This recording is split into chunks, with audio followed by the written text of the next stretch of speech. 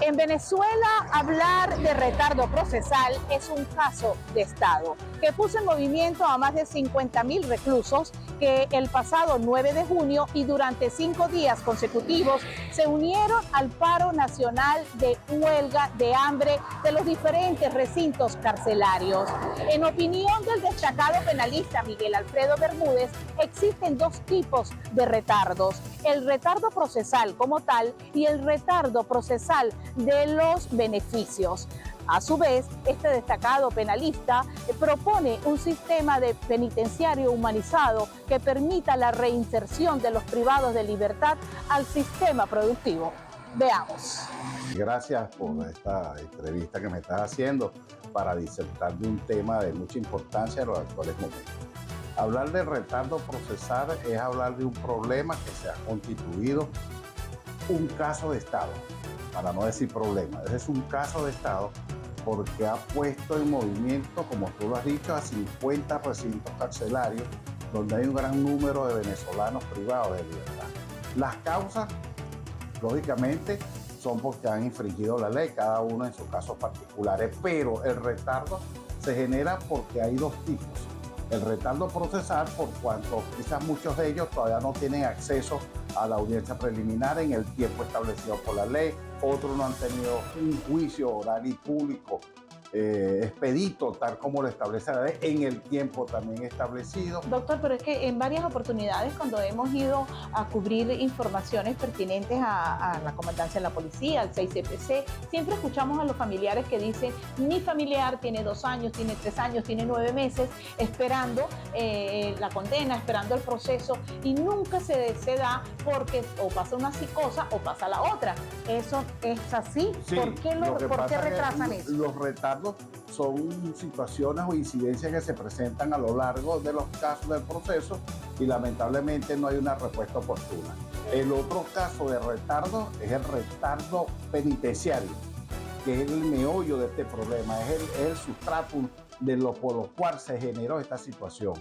Cuando usted llama retardo penitenciario, es el retardo procesal como tal Desde el punto de vista penitenciario, por cuanto a los penados no se le otorga el beneficio que por ley le corresponde por el simple hecho de haber cumplido un tiempo determinado de la pena, y más la consideración de lo que es el estudio por el trabajo, que es una de las políticas para redimir la pena. Esa redención es lo que los estimula a ellos a ocupar su tiempo libre para poder optar por la libertad en un tiempo menos que la pena impuesta. Vamos a conceptualizar de la manera más precisa, doctor, ambos retardos. Hablamos el primero del retardo procesal, ¿sí? Sí. ¿Qué es el retardo procesal? Para que lo entiendan. Bueno, el retardo procesal constituye una dilación de las actuaciones procesales, repito, de que una persona tiene cuando está sometida a un procedimiento penal. Es decir, el Código Procesal Penal trae unos lapsos para que se haga la audiencia preliminar, un lapso para que se haga el juicio oral y público, y los casos de apelaciones también tienen su lapso. Y el retardo procesal de beneficios, ¿cuál es ese retardo? Bueno, el beneficio en el caso penitenciario es que existen unos términos que se consideran para que la persona pueda optar a un beneficio. En el actual momento hay dos tablas. Hay una tabla que son para aquellos que fueron penados hasta el 2012 y otro después del 2012. Los que fueron penados antes del 2012, ellos podían optar con 1/3 de la pena a un beneficio de destacamento de trabajo, o 1/4 de la pena, régimen abierto, bueno, y así sucesivamente hasta tener una libertad condicional una vez que hayan cumplido la mitad de la condena y la pena. De los que están después del 2012, hay una tabla que ahora es más restringida, que establece que podrán optar a un beneficio una vez que hayan cumplido el 50% de la pena. Todo eso hay un retardo porque los jueces de ejecución, quizás ellos tendrán también limitaciones porque ellos tienen que responder a una política penitenciaria del Estado. Y entonces eso ha generado que prácticamente que exista un número considerable de casos retenidos que eso es lo que ha generado conflicto, superpoblación penal en Venezuela, porque no hay el otorgamiento de los beneficios en el tiempo, en el término acordado. Si una persona pagó su 50% de la pena, dele su beneficio. Pero te lo someten a una consideración especial. Eso era lo que yo le iba a preguntar a usted. Vamos bajo el supuesto negado, un ejemplo. Un condenado, una persona fue condenada a 30 años de cárcel. Ya ha cumplido 15 años, o sea, el 50% de la pena. Esa persona tiene que tener su beneficio luego Claro. del 50%. Tengo que decirte acá que hay unas excepciones, que hay ciertos delitos que por su naturaleza y la magnitud del daño no gozan de beneficio. Para hay otros delitos que sí gozan de beneficio, y en el caso del que tú me estás poniendo hipotético, que tiene 30 años y ha pagado 15, ese señor le sale su beneficio porque ha cumplido con el 50%. Pero en 15 años él ha redimido la pena a través del estudio, el trabajo, la cultura y el deporte. Eso tiene que considerárselo. Y la pregunta es, ¿cómo se calcula esa redención? Entonces, la redención le viene dando aproximadamente de 6 meses por año, porque son 2 días de trabajo por 1 día de condena. Entonces hay unos cálculos que se le hacen porque ellos llevan un control interno de todas las actividades que hacen. Pero resulta que, te explico, cuando le van a hacer el estudio de la redención, ese es un proceso tan largo y lento. Peor el remedio que les Sí, entonces resulta que están sujetos a que una comisión de Caracas, bajo la subjetividad de esos supuestos técnicos o expertos, son los que van a valorar si tú tienes los méritos suficientes para optar a esa redención. Entonces esa comisión de Caracas es la que va a hacer el estudio luego de que ese privado de libertad tiene 7 años estudiando dentro del recinto. ¿A eso que te refieres? Así es. Entonces, ¿qué pasa? Que cuando le hacen la redención, lógicamente se genera una frustración en el penado porque el tiempo que le están otorgando no es proporcional al tiempo que legalmente le corresponde. Ahora, hablando de tiempo, doctor, ¿cuánto tarda un juicio? O sea, bajo los parámetros normales, que todo fluya, ¿qué tiempo se lleva un juicio? ¿Cuáles son las variables que prevalecen en el retraso de un juicio? Mira, ahorita con el conocimiento teórico y el conocimiento práctico que tengo como abogado litigante, te puedo decir que no te puedo determinar cuánto tiempo dura un juicio. Un juicio puede ser muy breve, pero resulta que hay circunstancias que influyen. Por ejemplo, el Código Orgánico Procesal Penal trae un orden de recepción de pruebas y te dice que primero se oirán los testigos, los expertos de la Fiscalía y de los funcionarios actuantes. ¿Qué pasa? Un funcionario actuante no viene, lo cambiaron. Ya, lógicamente, al citarlo, él no comparece, hay que alterar el orden de recepción. O sea, hay muchas variables en el retraso. Hay muchas variables, justificables en todo caso, pero que influyen también en que un juicio pueda durar hasta 1 año, 2 años inclusive. Ok, entonces esa persona que está privado de la libertad, bien sea en la comandancia de la policía o en el recinto hospital, en el recinto penitenciario pertinente, si tiene 3 años, 4 años esperando el juicio y luego de ese tiempo se da el juicio, esos años después se los restan. Sí, claro que es considerado porque está privado de libertad. Yo quiero acotar a lo siguiente. El hecho de que un juicio se esté realizando y dure 4, 5, 6, 7, 8 meses, ahí no hay retardo. Todo lo contrario, el juicio se viene haciendo con la dinámica que establece el código. Ahí no hay retardo. El retardo es cuando está privado de libertad y todavía no se le ha aperturado el juicio. Okay. En estos actuales momentos, ahorita hay una política que yo digo que están removiendo escombros. A mí me llegó una boleta de un juicio del año de 1995 con fecha del 2005. O sea, este es un juicio que tiene 19 años. Y se va a aperturar ahorita. Claro, él está en libertad, pero es una causa que él tiene. Yo tengo otra causa que tiene 22 años. Imagínese. De un homicidio. Bueno, y ahí se van dando, pero el señor está en libertad. Un juicio se ha hecho 4 veces. Entonces, hay muchas circunstancias que influyen en el tiempo de un juicio. Ese informe técnico al cual se somete cada uno de los penados, ese es un equipo multidisciplinario que se encarga de evaluar su conducta dentro del penal. Okay. para ver si cuál ha sido su actitud, si ha mejorado y si tiene las condiciones mínimas para reinsertarse. El informe dentro técnico, de la ¿agiliza sociedad. o retrasa? Eso es un retardo, eso prácticamente es algo, eso es uno de los procedimientos que tienen que revisar, hacerlo de manera más expedita, regionalizar, más rápida, inclusive los informes, porque una persona que está privada de libertad está bajo la responsabilidad del Estado. Entonces, ¿cómo el Estado va a decir que después que ha estado 10, 15 años no está en condiciones de reinsertarse a la sociedad? Porque supuestamente el informe técnico lo niega. Es una opinión muy subjetiva, porque esa es responsabilidad del Estado si ese señor no está en condiciones o no de reinsertar. Pues ha tenido tiempo suficiente para ser tratado con ese equipo multidisciplinario. Cuando tú le dices cuántas entrevistas tuvo del psicólogo, cuántas entrevistas tuvo del psiquiatra, la trabajadora social hizo un estudio en su casa, su periodo de formación preescolar, escolar, su estudio universitario los tiene. Todo ese perfil no se lo toman en cuenta. Entonces sí es una traba el informe Claro técnico. que es una traba. A eso me refiero. Y eso es algo que ustedes tienen que empezar a revisar. El Estado, a través del nuevo ministro de Servicio Penitenciario, lo primero que tiene que empezar a revisar cuál es ese ítem, ese recorrido que hay que pasar para que una persona pueda optar a un beneficio y cuál es la última traba, que es informe técnico. Ahora bien, doctor, hablando de la reinserción, en su trayectoria de más de ¿cuántos años? 32 años. En su trayectoria de 32 años como abogado y como destacado penalista de los buenos de aquí del estado de Yaracuy, y si nos detenemos unos minutos en la reinserción, una persona que está privado de su libertad por 45, 50 años porque el delito que cometió fue, bueno, en fin. Atroz. Atroz, ajá.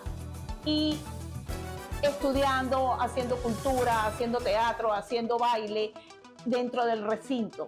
Se recupera emocionalmente esa persona, esa persona sale, si es que sale con otra concepción de la vida de la cárcel. Sí se ha demostrado. Inclusive el Estado tiene la responsabilidad de formar ese nuevo hombre. Hay unas normas que se llaman normas Nelson Mandela, que son suscritas por las Naciones Unidas y Venezuela lo suscribió. De hecho, tiene un centro penitenciario que lleva el nombre en Valencia, que son los nuevos centros modelos. Pero la situación no es esa, el problema es cómo formamos ese nuevo ciudadano que está privado de libertad. Entonces tenemos que darles opciones, crear expectativas. Lamentablemente no se le hace. Primero, tenemos que hacer un censo de cada uno de ellos de manera individual y ver cuál es su estatus, si tiene escolaridad, si es universitario, si tiene un oficio definido. ¿Por qué? Porque hay que empezar a formarlo. Hay que crear un ministerio de educación penitenciario que se encargue a través de los programas, la misión Sucre, la misión Riva y otros programas que se puedan crear para poder diseñar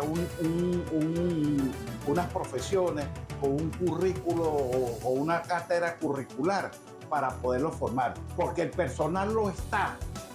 Solamente con el personal docente jubilado en las diferentes especialidades que hay actualmente en el país, usted lo convoca, señor ministro, a un censo para ofrecer su servicio y tenga la plena seguridad que tendrá un ejército de educadores a la orden suya para formar eso.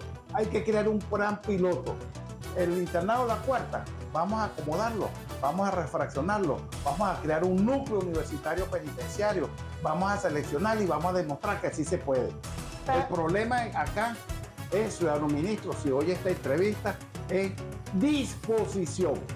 Ahora bien, doctor, ¿cuál es la propuesta? Vamos a priorizar la propuesta. ¿Qué propone el doctor Miguel Alfredo Bermúdez ante esta problemática que se está viviendo en Venezuela con el sistema penitenciario? 1, 2, 3, 4, los 4 puntos más relevantes de esa propuesta a la que usted está hablando. Educación. Bueno, la propuesta es la siguiente. Primero, sintetizar todos los requisitos para otorgar un beneficio. Si no se sintetiza todo ese proceso, olvídense que esto va a colapsar. Segundo, tenemos que mentalizarnos en crear un nuevo hombre que va a salir a la calle, que se va a reinsertar. Entonces vamos a crear profesionales, vamos a crear emprendedores en vez de delincuentes dentro de una cárcel que no haya cómo ocupar su tiempo libre. Eso es muy importante, crear profesionales y emprendedores dentro de la cárcel. ¿Apuesta usted a esa política? Claro que sí, porque están todos los recursos. La tecnología hoy permite establecer estudios a distancia, semipresenciales, y eso es una ventaja que nosotros tenemos que aprovechar, aprender de los países desarrollados. Yo invitaría especialmente al nuevo ministro de Servicios Penitenciarios, en verdad visite las cárceles internacionales, las cárceles sobre todo en Holanda. Y si no quiere ir muy lejos a Holanda porque es difícil por los costos de los viajes, vaya aquí mismo, Aruba, Curazao, Bonaire. Bonaire tiene una de las cárceles que la llaman 5 estrellas, porque esa es una cárcel modelo que vale la pena visitarla para tomar experiencia de todos sus conocimientos que tiene. Doctor, una de las fue el cambio ministerial, ya que en plena huelga, creo que la huelga de hambre pacífica empezó el domingo 9 y horas después el presidente Nicolás Maduro Moros destituye a la ministra que había para que asuma el ministro actual. ¿Cuál es ese mensaje tanto al ministro, que es la persona que está recién juramentada para tomar el control, como a todos los organismos pertinentes en el sistema penitenciario? Sí, la disposición del presidente en este caso al darle una respuesta inmediata a una situación es cambiando la dirección, porque se presume que no han evolucionado, no han avanzado en la política penitenciaria del país. ¿Eso es producto de qué? Producto de que muchas veces la gerencia, de este caso del ministerio, no está en manos de personas con un conocimiento especializado en la materia. No hay un especialista, un criminólogo, un penalista o un abogado con conocimiento en materia penitenciaria que conozca el problema para poderlo gerenciar. Entonces incurrimos en algo que se llama culpa in eligendo. Cuando yo elijo mal a un funcionario para un cargo, lógicamente con los resultados no puede ser satisfactorio. No puede ser, claro. Entonces, la respuesta que da el presidente de manera inmediata es traer un nuevo ministro que venga con una nueva política, con nuevo entusiasmo, que le brinde expectativa, seguridad y confianza a esa población venezolana. Ya para ir concluyendo, doctor, esa medida de huelga nacional de hambre pacífica que duró 5 días, entre el día jueves 13 y viernes 14, los reos poco a poco se fueron desincorporando de la huelga, y ya que se llegaron a varios acuerdos parciales. Hubo un lapso de 15 días, de los cuales ya han transcurrido 8, para donde los privados de libertad están visualizando muy bien que sí, en efecto, el sistema penitenciario está cumpliendo con esos acuerdos. ¿Qué visualiza usted en esta panorámica? Bueno, yo lo que visualizo es que el acuerdo mínimo que se conoce, que ellos llegaron, que era que le iban a reconocer el 75% de la pena, tomando en consideración los 10 años, bueno, no 10 años, pero el 50% físico de la pena y un 75% con la redención, o sea que la persona pague la mitad y con la mitad tiene que llegar con la redención al 75%. Esa expectativa que generó le genera desconfianza ahora a los penados, porque ellos saben muy bien que cuando le vayan a hacer la redención, ese tiempo que ellos tienen calculado no va a ser el mismo, porque en vez de tocarle 6 meses le van a poner un mes y le van a poner 15 días. Entonces cuando le vienen a sumar de los 8, 9, 10 o 15 años que esté privado de libertad, no le va a sumar ni siquiera 2 años, entonces no le va a sumar los 75% de la pena. Y eso ellos se están dando cuenta hoy en día, y eso lo van a revisar, porque hay que generar otra, repito, una nueva política penitenciaria para el otorgamiento de las medidas alternativas al cumplimiento de la pena. En su opinión, ¿esto pica y se extiende? Eso va a depender de la política penitenciaria que establezca el nuevo ministro y el TCJ, porque resulta que los jueces de ejecución tienen muchas limitaciones también para otorgar beneficios. A pesar que pueda que llene todos los requisitos, no lo va a soltar, porque lamentablemente aquí hay una política dentro del TCJ que es delicada de decirlo, pero yo sí lo voy a decir. Aquí votan es por soltar, no por dejar. Doctor, ¿cuál es su mensaje al respecto? ¿A quién dirige el mensaje Miguel Alfredo Bermúdez en aras de que este panorama cambie, en aras de salir de ese túnel del sistema penitenciario? Bueno, este mensaje y esta situación le va a permitir al Ejecutivo Nacional, ¿verdad?, establecer y mejorar el factor RC, que se llama relación con la comunidad. Porque este nuevo ministro, conjuntamente con los familiares y las diferentes organizaciones, observatorios de los servicios penitenciarios, pueden crear un gran equipo que permita controlar la situación, porque lo vamos a generar de que es una responsabilidad compartida entre familiares y funcionarios del gobierno. Bien, doctor, muchísimas gracias. ¿Desea agregar algo más? Sí, estoy a tu disposición para cualquier disertación de un tema de importancia como este. Gracias, muchísimas gracias. Y bueno, desde Encuentros Traspasa Fronteras, el equipo conformado por Arnaldo Dávila, Néstor Padilla y Yuli Cañas, apostamos a la humanización del sistema penitenciario en Venezuela, a un cese del retardo procesal como tal, a un cese del retardo procesal de los beneficios, por supuesto, a un buen trato para los privados de libertad. Hay que detenerse unos segundos en la situación de los privados que tienen enfermedades terminales. Solicitamos pues a los organismos pertinentes a que se aboquen a esta problemática. Reportó para ustedes Yuli Cañas con el CNP número 6711.